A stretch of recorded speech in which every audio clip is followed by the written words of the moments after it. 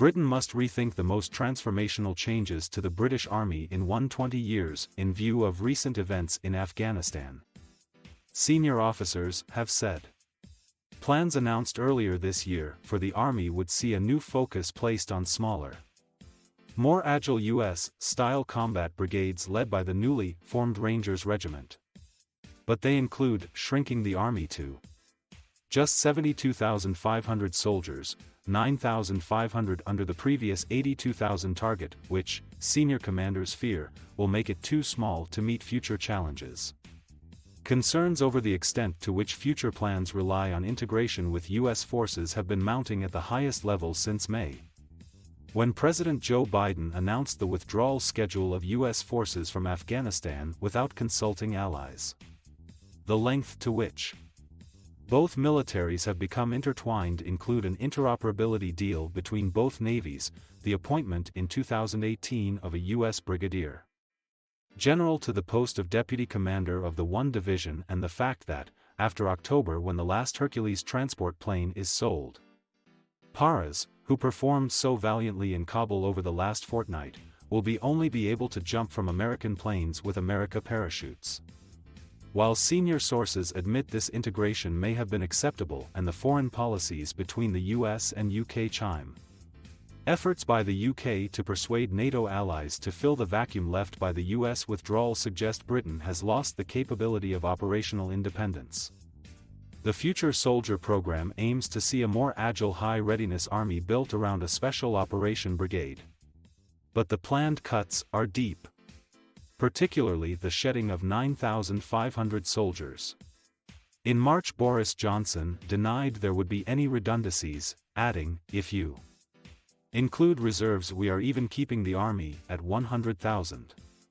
But last night sources claimed that the plans would include 2,000 job cuts, with lieutenant colonels, and brigadiers in the frame as the rank structure of command appointments is overhauled. Brigades will be renamed brigade combat teams in the same style as the U.S. Army, commanded by a colonel instead of brigadier, impacting promotion prospects. As many as 300 experienced warrant officers, the backbone of the Army, will also be given their marching orders. And at least 4,000 full-time reservists who, until now, had allowed the government to augment regular force figures, will not have their contracts renewed. In addition, any one time up to 15,000 soldiers are medically unfit for duty. Around 20,000 are permanently based in the UK, and the Army has a commitment for 800 soldiers to boost NATO defences in Eastern Europe. This means the 72,500 regular strength proposed becomes, senior commanders say, merely a paper figure. One high-ranking senior officer said, "It's all very well arguing that there is no political will to fight another Iraq or Afghanistan. But, as the axiom goes, the enemy has a vote. Trouble will find us and we will have to deal with it." While deepening integration with U.S. forces is not illogical, recent events have shown all too clearly that we have too many eggs in one basket. This has been a concern since May. More money is one thing, but until we have developed our automated and unmanned capabilities, it does not replace boots on the ground. The concerns were backed by Gen. Sir Richard Barrons, who, until 2016, was commander of Joint Forces and had previously led anti-Taliban efforts in Afghanistan. "When I landed in Kabul December 2001, we ran the airport. We have the technical ability. But we couldn't take it over following the U.S. withdrawal because we simply could not have withstood Taliban retribution without U.S. support." The catastrophe which has unfolded has brought home how reliant the UK has become on the US. We must recognize that the US will not spend its dollars and sacrifice its soldiers on our behalf unless our foreign policies coincide. So we must decide what we must be able to do independently. Current plans cover the bare minimum, he said, such as defending overseas territory like the Falklands, homeland security, and hostage rescue. But the integrated review acknowledges a much harder world in the future. "We face China, Russia, and the challenges of climate change," he said.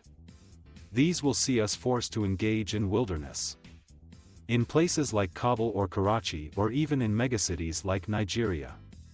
He added, we need to be able to field 2 full divisions big enough to go somewhere. Make a difference and endure, one focused on warfighting, and the other to concentrate on things like capability building. These are the most transformational changes to the British Army in 120 years, and they will leave us with an army which is the product of the past, unable to meet challenges of the future.